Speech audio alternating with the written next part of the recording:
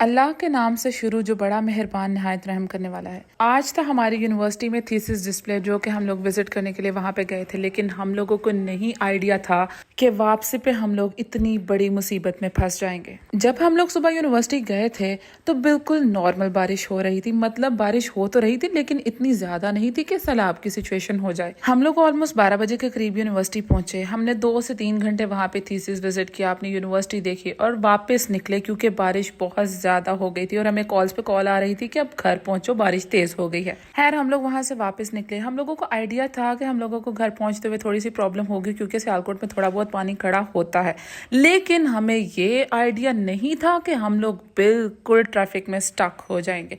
जब मैं इसी वीडियो का फर्स्ट पार्ट अपलोड करूंगी जिसमें हम लोग थीसिस विजिट करने जा रहे हैं, तो आप लोगों को पता चलेगा कि मौसम कितना अच्छा था और हम लोग कितना एंजॉय करते हुए अपना डे स्पेंड करने जा रहे थे। हमारी दोस्त डस्का से थी तो हम लोगों ने उसे डस्का उसके घर छोड़ने के लिए जाना था और सबसे पहले हमें मिली बहुत ज्यादा ट्रैफिक। पता नहीं अंकल पट्टे लेके आके तो स्लैब में पड़ गए। जिस दस्का रोड को हम लोग 2 घंटे पहले साफ सुथरा छोड़कर गए थे, वही दस्का रोड 2 घंटे बाद किसी दरिया का मंजर पेश कर रहा था और गाड़ियां बिल्कुल कश्ती की तरह उसमें तैर रही थी। और फिर मरते क्या ना करते हम लोग भी उसी ट्रैफिक में जाके फंस गए। तकरीबन 2.5-3 घंटे में हम लोगों ने आधा से पौना किलोमीटर तय किया, जो कि हमारे लिए एक बहुत ही टेंस सिचुएशन हो गई। खैर दोस्त साथ हों तो मुश्किल सफर भी आसान हो जाता है। रास्ते में हम लोग कभी थोड़ा बहुत शुगर लगा लेते थे, थोड़ा बहुत हंस लेते थे, थोड़ा बहुत परेशान हो लेते थे।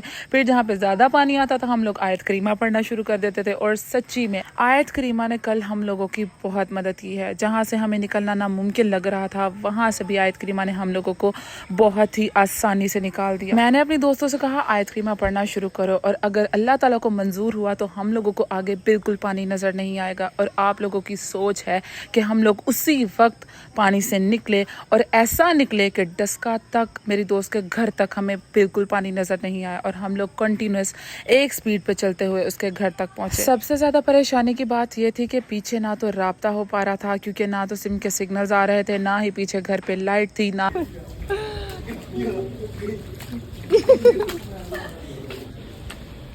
लंबी टांगों का यही फायदा। जब हम लोग सारी सिचुएशन से निकले, पानी से निकले, तो हम लोगों को याद आया कि हम लोगों ने तो सुबह से नाश्ता भी नहीं किया था। फिर हम लोगों ने सोचा कि अब बैठ के कुछ खा ले क्योंकि हमें नहीं आइडिया था कि डस्का से वापसी पे हम लोग कितनी देर तक स्टक होंगे। खैर वहाँ पे हम लोगों ने यही डिसाइड किया कि वापस अब हम लोग मोटरवे से जाएंगे। वहाँ से हम लोग मोटरवे पे चढ़े। पीछे हमारे घर वाले बहुत ज़्यादा परेशान थे और दूसरी चीज़ ये थी कि कांटेक्ट ही नहीं हो पा रहा था, लेकिन अल्हम्दुलिल्लाह उनको पता था कि हमारी बच्चियाँ समझदार हैं। डस्का रोड की सिचुएशन तो हम लोग देख चुके थे, तो वो रिस्क तो हम दोबारा नहीं ले सकते थे, इसलिए हमने डिसाइड किया कि हम लोग मोटरवे से वजीराबाद रोड पे उतरेंगे।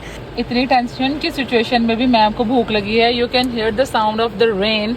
इतनी ज्यादा बारिश हो रही है और अभी हम लोग रुके हैं। क्वेटा टी स्टॉल है ये कहीं रास्ते में वजीराबाद रोड पे, बन्नोहान रेस्टोरेंट एंड ये देखिए जी क्वेटा टी स्टॉल। आहो जी, वही मतलब क्योंकि बारिश इतनी ज्यादा कि हमें स्क्रीन से कुछ नजर नहीं आ रहा था, तो हमने सोचा कि ना पहुंचने से बेहतर है हम लोग थोड़ा लेट पहुंच जाएं। ना पहुंच अल्लाह के पास पहुंचने से बेहतर है कि हम थोड़ी सी चाय पी लें।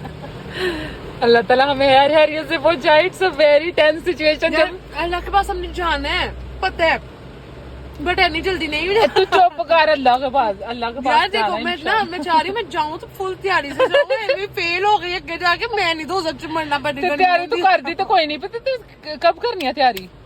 बस आज तो शुरू कर देनी मैं मौत वेख के। लेकिन मानती है ना मेरी ड्राइविंग को? बचा ले आई है ना तेन, मान जा अज, फिर मान ले आज, मान ले। मैं भी ड्राइव करना। This is just normal okay.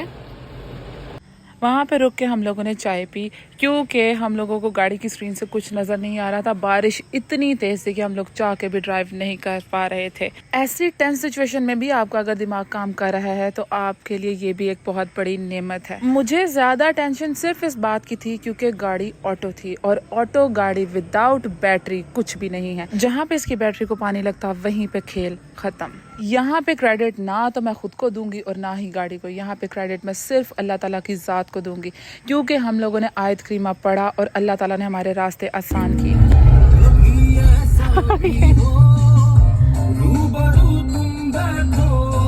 ये भाई को आ रही है नींद और अल्जा को सूझी हुई है मस्तियाँ वो व्लॉग बना रही है इस टाइम और मैं बिल्कुल टेंशन में हूँ इस टाइम।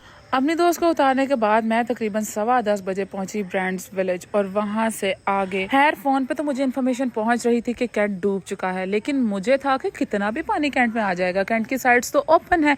लेकिन जब मैं कैंट में पहुंची तो genuinely I was shivering at this point, क्योंकि मैं अब अकेली थी। मैं अपनी सारी दोस्तों को उतार चुकी थी और यहाँ पे मुझे सबसे ज्यादा खौफ आया क्योंकि ये साइड्स जो थी ये तकरीबन 15-20 फुट गहरी थी, जो कि सड़क के बराबर थी और सड़क के ऊपर से पानी क्रॉस होता हुआ गाड़ी तक आ रहा था। मैंने तो अल्लाह ताला से शुक्राने का नवाफिल का वादा कर लिया था। और आखिरी मुश्किल था ये दरख्त जो कि मेरे घर के रास्ते पे पड़ा हुआ था। फिर मेरा भाई मुझे बाइक पे लेने और गाड़ी मैंने पुप्पो के घर छोड़ दी।